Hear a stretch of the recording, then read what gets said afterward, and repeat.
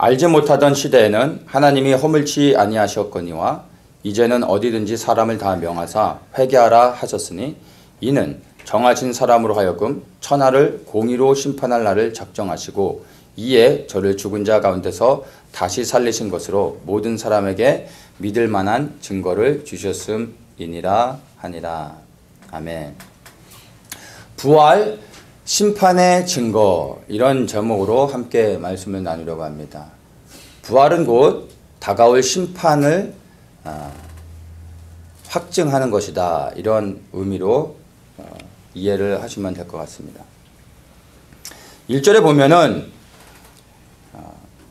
저희가 암비볼리와 아볼로니아로 다녀가 데살로니가에 이르니 거기 유대인의 회당이 있는지라, 이렇게 말합니다. 바울과 실라가 이제 복음을 전하러 많은 곳을 계속 다니는데 이제 데살로니가로 갑니다. 근데 데살로니가에 가서 그곳에 유대인의 회당을 찾아갑니다. 그리고 그 회당에서 복음을 이제 전하는 일을 하게 됩니다. 이 회당은 사실 성경에는 기록되어 있지 않은, 그리고 모세율법에서는 언급하지 않고 있는 것입니다. 이스라엘 백성들이 바벨론의 포로로 이제 잡혀가고 난 후에 성전은 무너졌고 예루살렘은 완전히 황폐화되어졌습니다. 그리고 그들은 포로로 바벨론에 잡혀가 있는 상태이기 때문에 더 이상 제사를 드릴 수도 없고 하나님을 예배할 수 없게 되어졌습니다. 이때 이들이 그 포로된 바벨론 생활 가운데서 하나님을 예배하기 위해서 회당을 세우게 됩니다. 그리고 그 회당에 모여서 사람들이 하나님을 예배하기 시작했습니다. 그곳에 모여서 하나님의 말씀을 전하고 또 하나님의 말씀을 읽고 또 그 말씀을 가지고 기도하고 하나님을 찬양하는 그러한 예배가 회당을 통해서 시작되어졌습니다. 나중에 바벨론 포로 생활을 끝내고 이들이 예루살렘에 돌아와서 성전을 다시 회복하고 성전을 재건하고 예루살렘을 다시 재건한 이후에도 성전에 가서 제사를 드리면서도 여전히 이들이 예루살렘에서 각 유대에서 회당을 세우고 회당 중심으로 모여서 예배를 드리고 또 성전에 가서 제사를 드리고 이런 것들을 병행하게 되는 것을 보게 됩니다. 모세율법에서는 회당을 명하고 있지 않지만 이들은 바벨론에서부터 시작되는 회당의 제도를 예루살렘에 돌아와서도 계속해서 그 회당의 제도를 유지했던 것을 우리가 볼 수가 있습니다. 성경에서는 말하고 있지 않기 때문에 말하지 않고 있는 그 회당의 제도를 유대인들이 자기들이 만들어서 시작했기 때문에 그것은 성경적이지 않다고 말하고 그것은 거부되어져야 되는 것으로 이해해야 됩니까? 오늘날에도 지금 예루살렘에 가면 크고 작은 많은 회당이 있습니다. 그리고 그 회당에서 유대인들이 모여서 예배합니다. 그런데 어느 누구도, 그리고 많은 랍비들이 있지만 그 회당에 대해서 어느 누구도 부정적으로 그리고 말하지 않고 그것을 거부하고 있지 않습니다.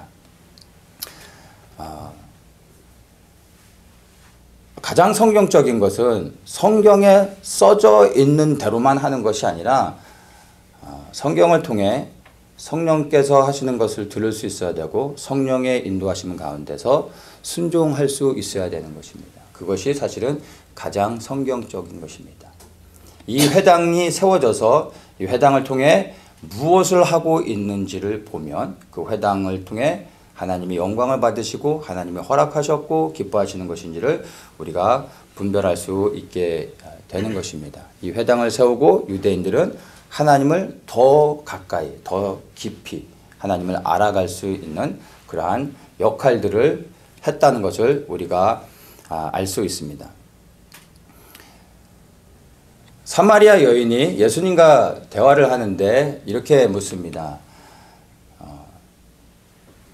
우리 조상들은 이 산에서 하나님을 예배해야 된다고 했는데 당신들은, 유대인들은 예루살렘에서 예배해야 된다고 합니다.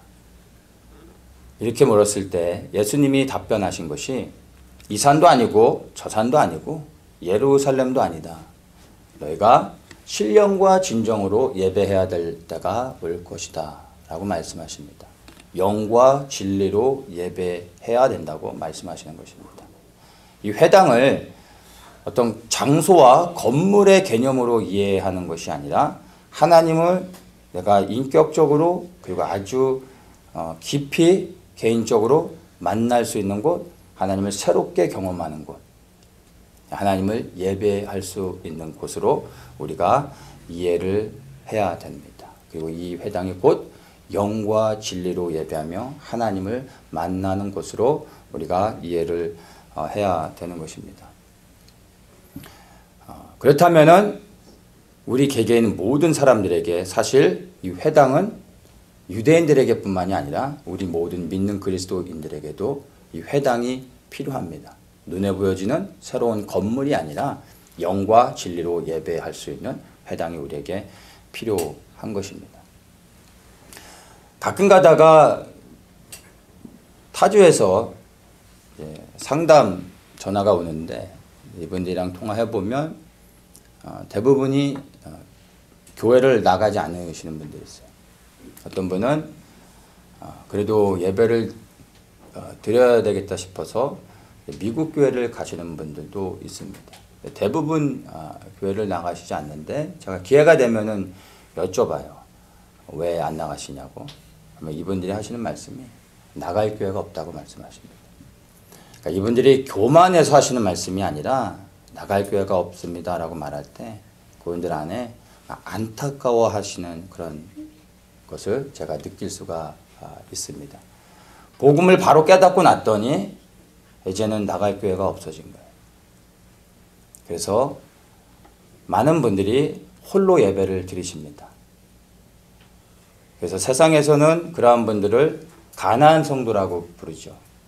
저는 그분들이 회당에서 예배를 드리는 분들이라 생각합니다. 그분들을 저는 격려해 드립니다. 영과 진리로 예배하는 것. 그것이 바로 회당의 예배인 것입니다. 우리는 하나님의 은혜 가운데서 함께 모여서 예배를 드리고 있지만 우리가 언제든지 우리 홀로 있을 때 그리고 함께 모여 예배 드릴 수 없는 상황이 되어졌을 때 변함없이 우리는 하나님을 예배할 수 있어야 됩니다. 목사의 설교가 있어야 되는 게 아닙니다. 대표자의 기도가 있어야 되는 게 아닙니다. 성가대의 아름다운 합창이 꼭 있어야 되는 것도 아니고 목사의 축도가 반드시 있어야 되는 것도 결코 아닙니다. 나 혼자 예배드린다 할지라도 그리고 몇몇이 모여 함께 예배드린다 할지라도 목사가 없을지라도 우리는 모여 항상 주님을 찬양하며 예배할 수 있어야 되는 것입니다.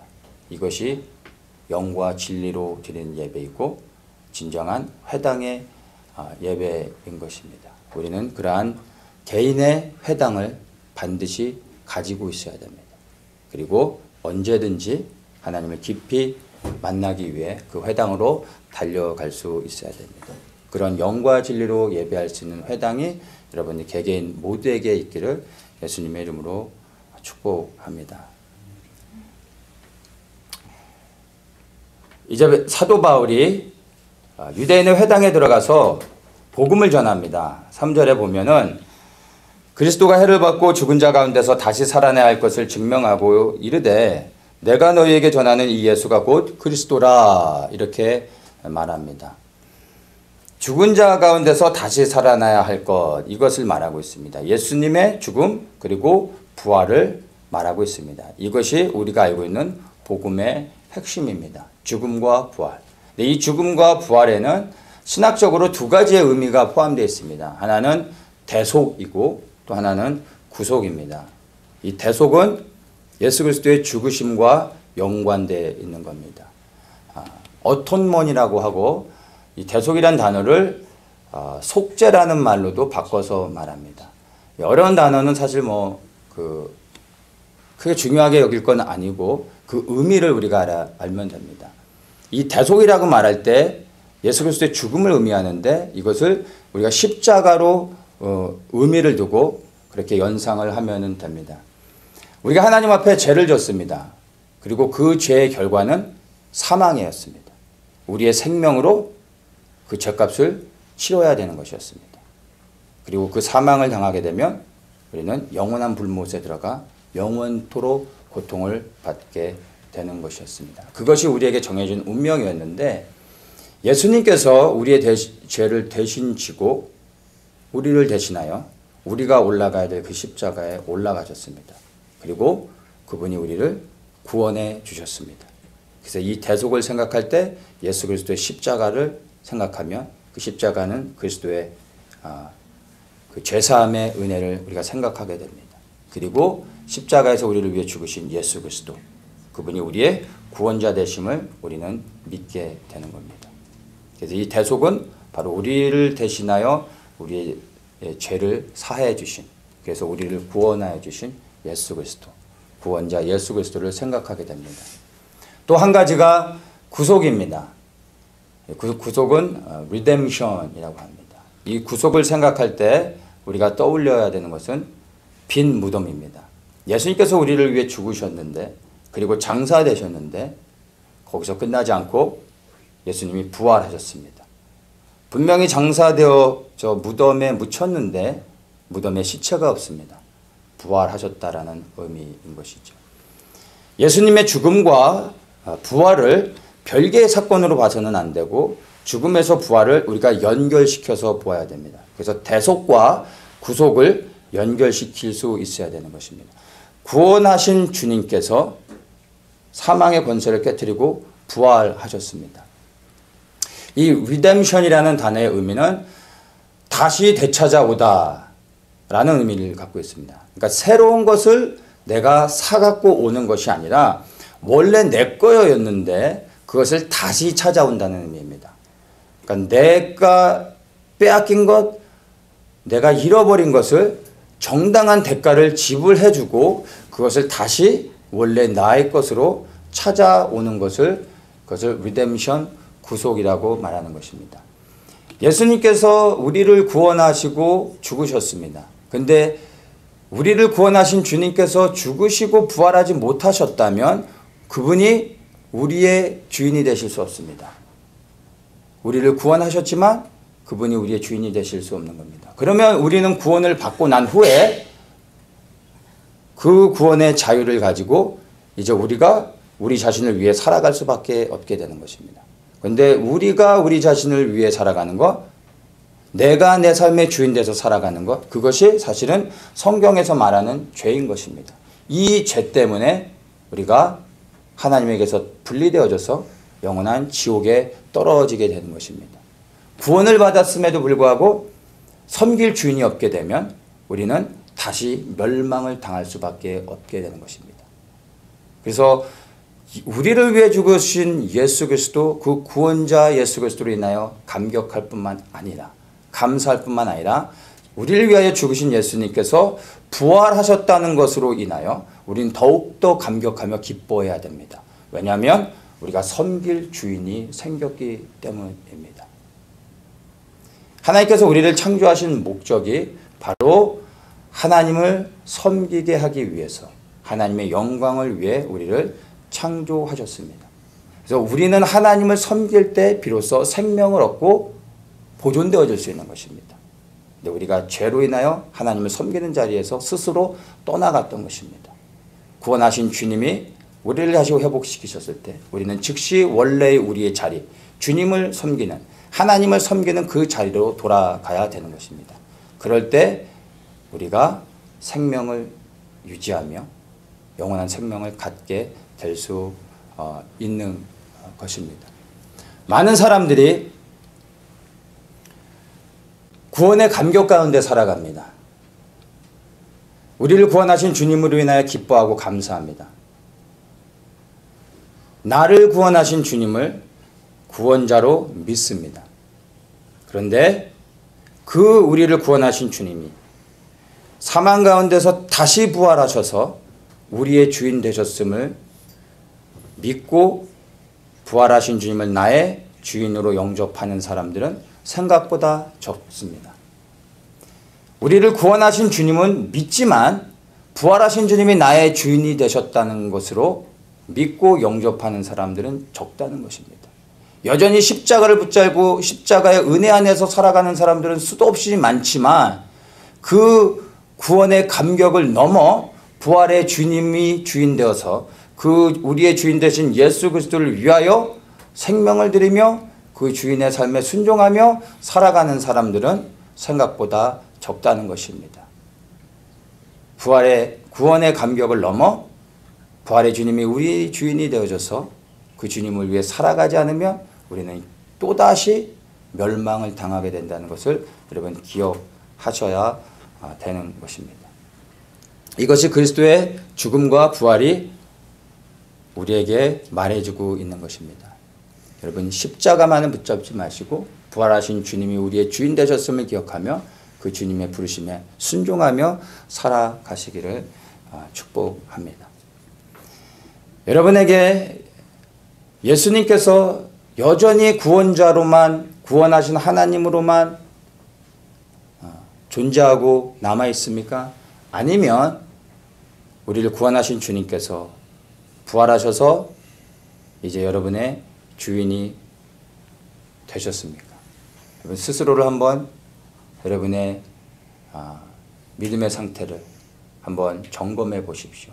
이것은 우리의 영생이 달려있는 문제인 것입니다. 구원하신 분뿐만 아니라 그분이 우리의 주인이 되시기를 정말 예수님의 이름으로 축복합니다. 초대교회 성도들이 수많은 고난과 핍박 가운데서도 그들이 생명을 아끼지 않고 예수 그리스도의 복음을 끊임없이 가는 곳마다 전할 수 있었던 이유가 뭔지 아십니까?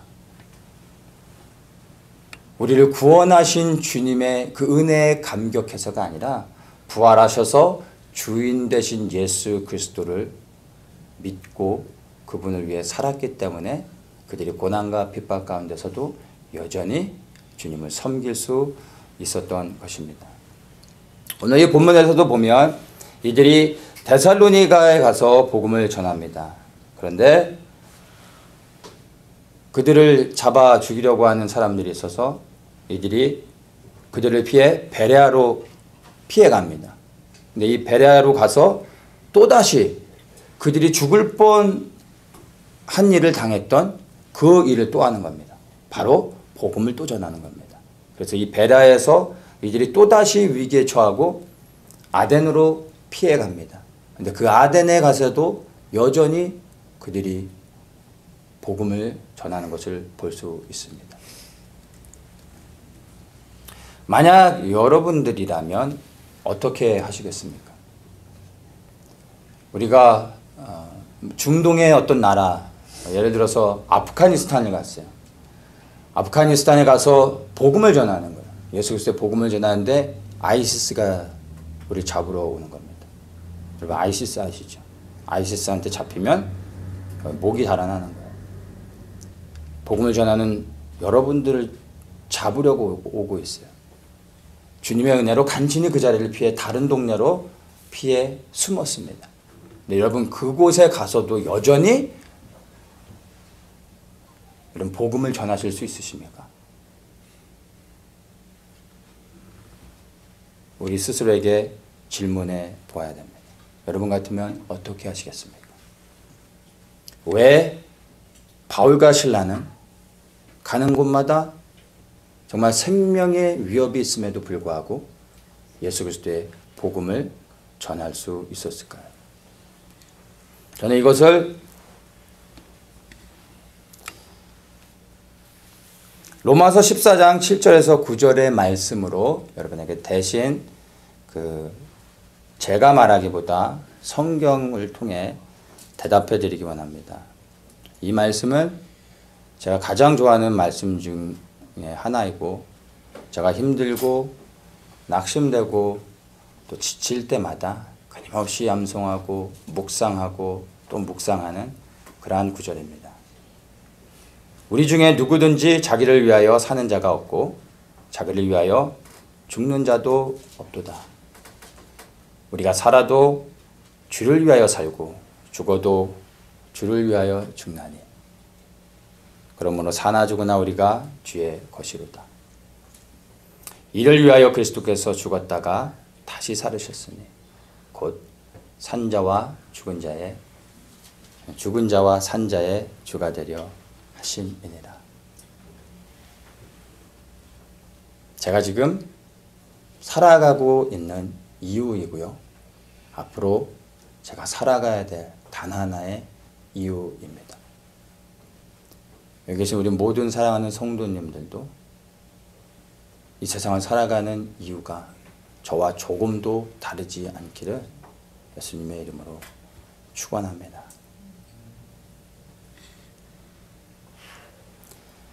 바울과 실라가 복음을 전하는데 그들을 핍박하는 자들이 다른 사람이 아니었습니다. 유대인이었습니다.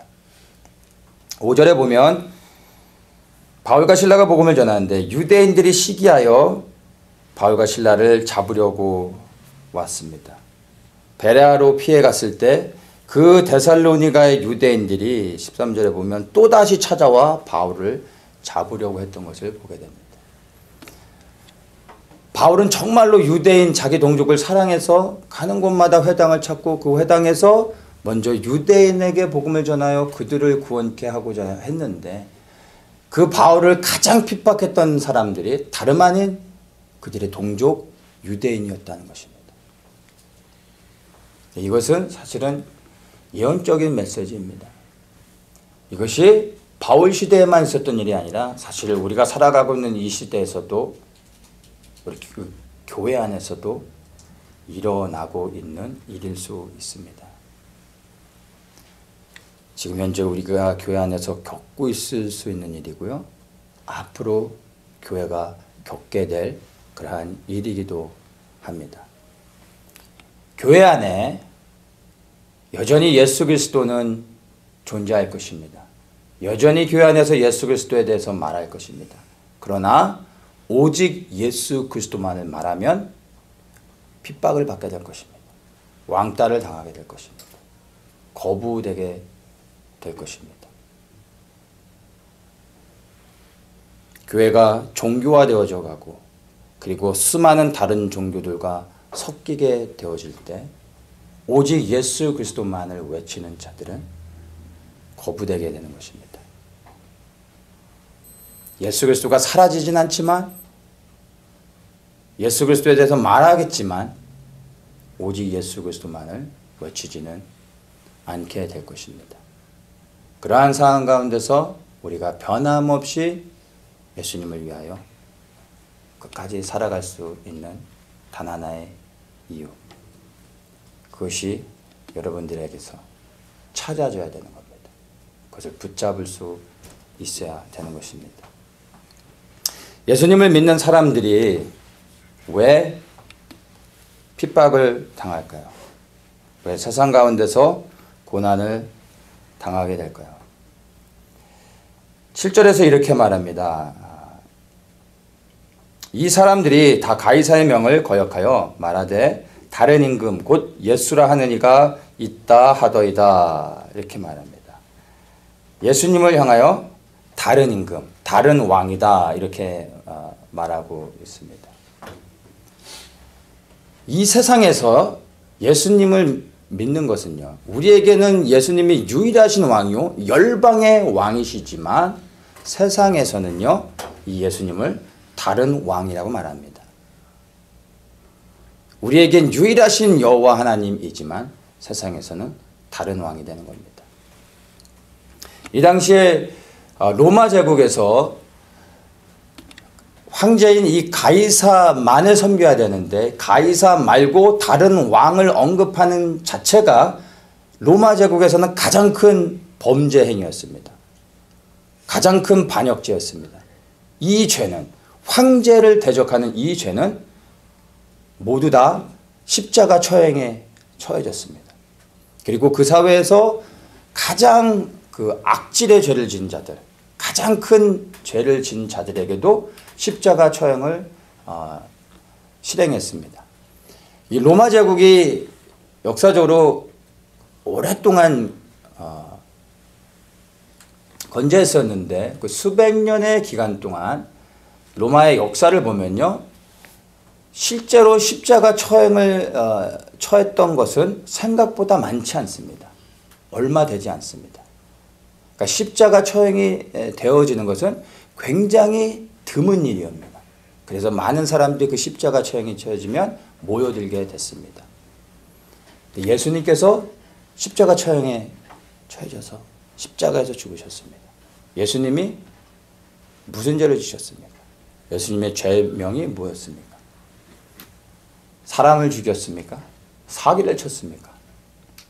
예수님의 죄명은 반역죄였습니다. 그 반역죄는 마땅히 십자가 처형에 처해져야 했던 것입니다. 예수님의 십자가 위에 적혀 있었던 명패가 뭐였습니까? 유대인의 왕이었던 것입니다. 유대인의 왕이라는 것은 가이사를 거역하는 거고 당연히 십자가에 처해져야 됐던 것입니다.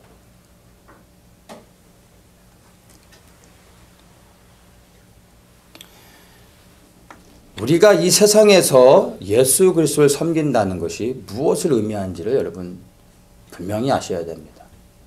우리 모두 한 사람 한 사람은 사실 이 세상에서 십자가 처형에 처해져야 될 그러한 대상자들인 것입니다.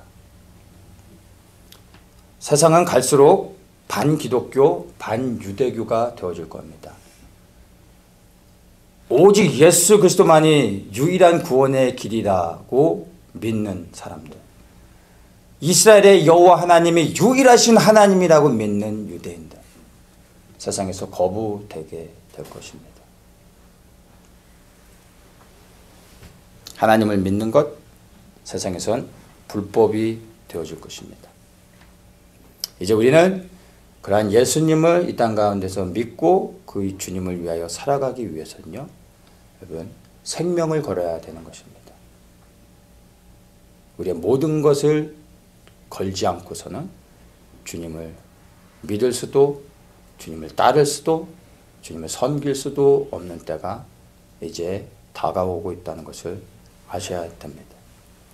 무엇보다 먼저 나는 예수님을 무엇으로 믿고 있는지, 구원자인지, 부활하셔서 나의 주인이 되신 그 주님인지,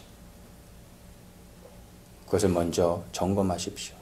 그리고 진정으로 나의 모든 것을 걸고 예수님만을 섬기며 따라갈 가치가 있는지 여러분 스스로 한번 테스트해 보십시오. 이것이 정리되지 않으면 주님을 따라갈 수 없는 것입니다.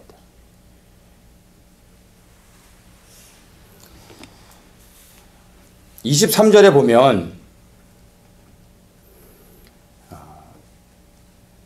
내가 두루다니며 너희의 위하는 것들을 보다가 알지 못하는 신에게 라고 새긴 단도 보았으니 그런즉 너희가 알지 못하고 위하는 그것을 내가 너희에게 알게 하리라. 사도 바울이 이 아덴에 세워진 수많은 그 제단들 가운데 이름 없는 신에게 드려진 제단을 본 겁니다. 이것을 가지고 예수 그리스도의 복음을 연결시켜서 전하고 있는 것을 우리가 보게 됩니다.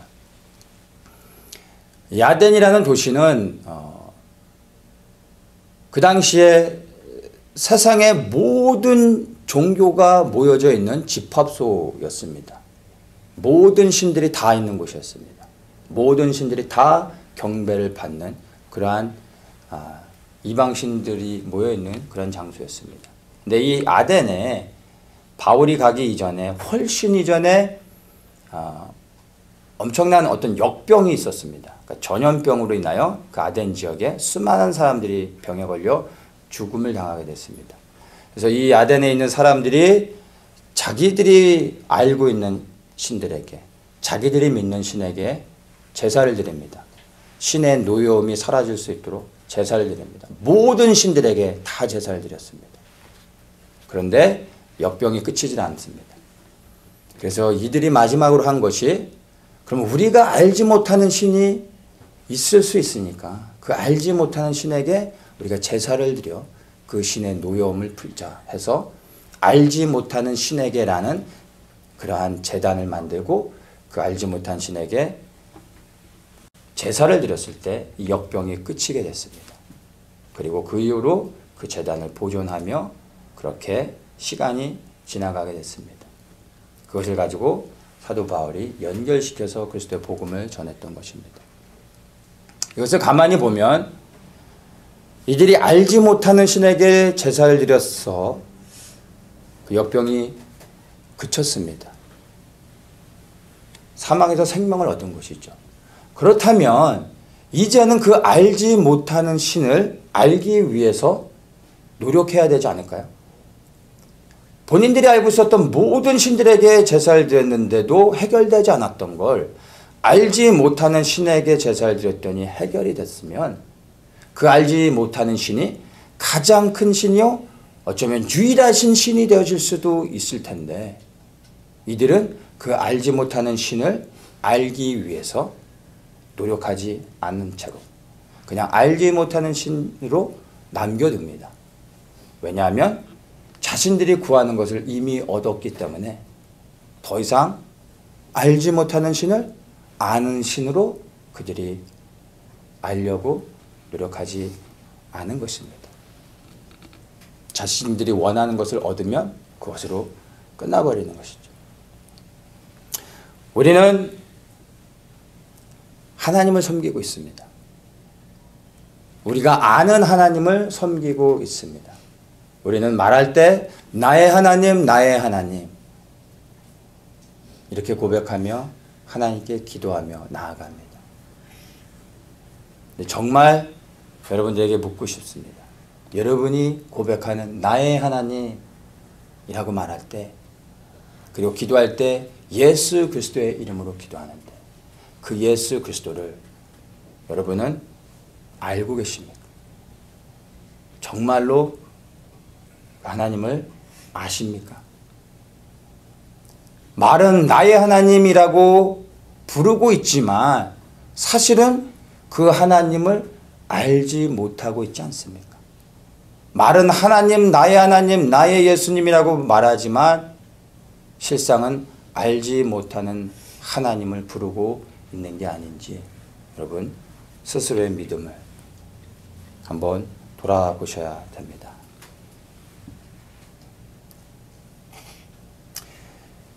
(24절과 25절에) 우리가 믿는 하나님이 어떤 하나님인지에 대해서 사도 바울이 설명해 줍니다.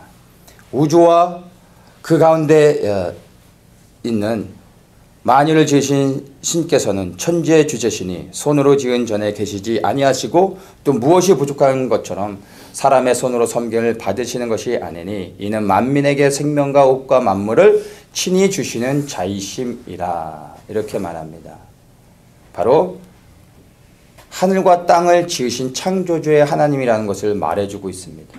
그리고 26절부터 보면 그 창조하신 하나님께서 창조하신 세상을 통치하고 다스리시는 분이시라는 것을 설명해 주고 있습니다. 우리가 믿는 하나님은요, 온 열방을 창조하신 분입니다. 그리고 그 창조하신 세상을 그냥 두지 않으시고 주관하시고 다스리시며 개입하시고 하나님의 뜻 안에서 이 모든 창조의 역사 안에서 하나님의 뜻을 이루어가고 계시구나. 그러한 하나님이시라는 것을 사도 바울이 우리에게 말해주고 있습니다. 우리가 믿는 하나님이 바로 이러한 하나님이신 것을 여러분 우리가 알 수 있어야 됩니다. 그런데 바로 이 창조하시고 온 세상을 통치하시며 다스리시는 하나님께서 30절에서 이제 이렇게 말씀하시는 겁니다. 알지 못하던 시대에는 하나님이 허물치 아니하셨거니와 이제는 어디든지 사람을 다 명하여 회개하라 하셨으니 이렇게 말합니다. 세상을 창조하신 하나님께서 그리고 통치하고 다스리시는 하나님께서 우리에게 회개하라라고 말씀하고 계십니다. 왜냐하면 31절입니다. 이는 정하신 사람으로 하여금 천하를 공의로 심판할 날을 작정하시고 이에 저를 죽은 자 가운데서 다시 살리신 것으로 모든 사람에게 믿을 만한 증거를 주셨음이니라 하니라.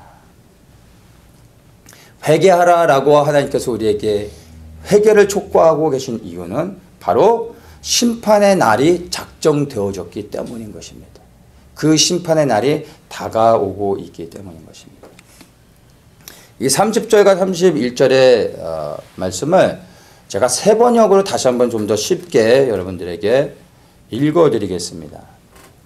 하나님께서는 무죄했던 시대에는 눈 감아 주셨지만 이제는 어디에서나 모든 사람에게 회개하라고 명하십니다.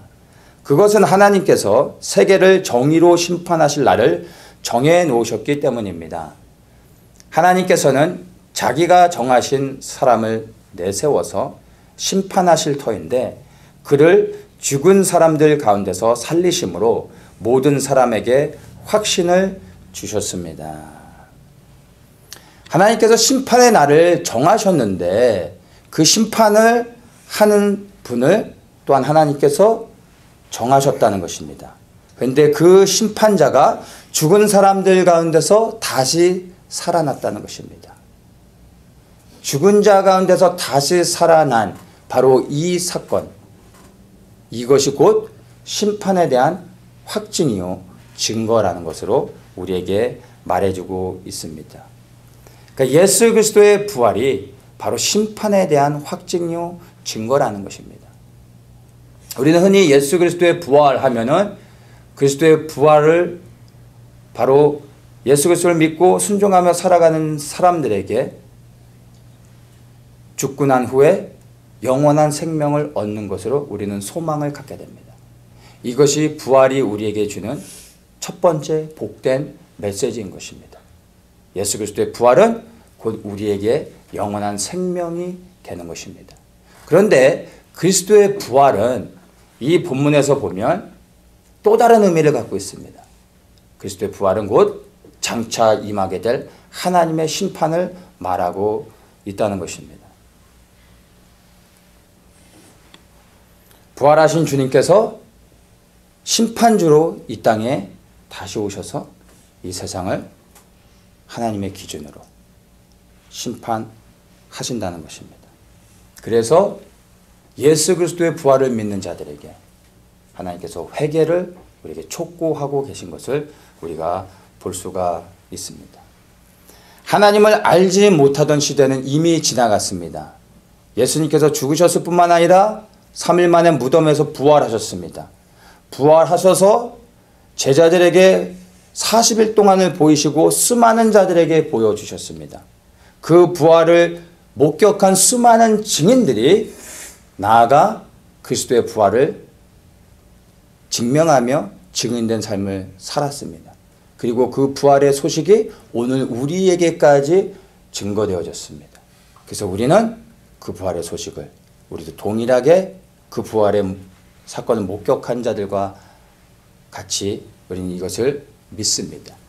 그래서 부활하신 분인 것을 믿는다면 그 부활하신 주님이 이제 다시 이 땅 가운데 심판하시는 분으로 오신다는 것을 또한 믿을 수 있어야 되고, 그것이 믿어지는 즉시 우리는 이제 죄를 회개하는 자리로 나아가야 되는 것입니다. 주님께서 나의 죄를 위해 죽으셨습니다. 예수님을 나의 구원자로 믿으십시오. 나의 죄를 위해 죽으신 예수님께서 부활하셨습니다. 그 부활의 주님이 나의 주인 되심을, 나의 유일한 왕 되심으로 여러분 영접하십시오. 부활하신 주님께서 승천하셨고, 승천하신 주님께서 하늘의 권세를 가지고 심판하는 권세를 가지고 이 땅 가운데 다시 임할 것을 여러분 기억하십시오. 믿으십시오. 그리고 즉시 회개하는 자리로 나아가십시오. 우리가 전해야 될 복음, 예수 그리스도의 죽음과 부활뿐만이 아니라 그리스도의 죽음과 부활이 믿어진다면 우리는 다시 오셔서 그분이 심판하신다는 것을 기억하고 우리는 하나님의 심판까지 전하고 우리는 회개하는 자리로 나아가야 되는 것입니다. 죽음과 부활을 전할 뿐만 아니라 하나님의 심판의 말씀까지 전하고 회개의 자리로 나아가시는 모든 분들 되시길 예수님의 이름으로 축복합니다.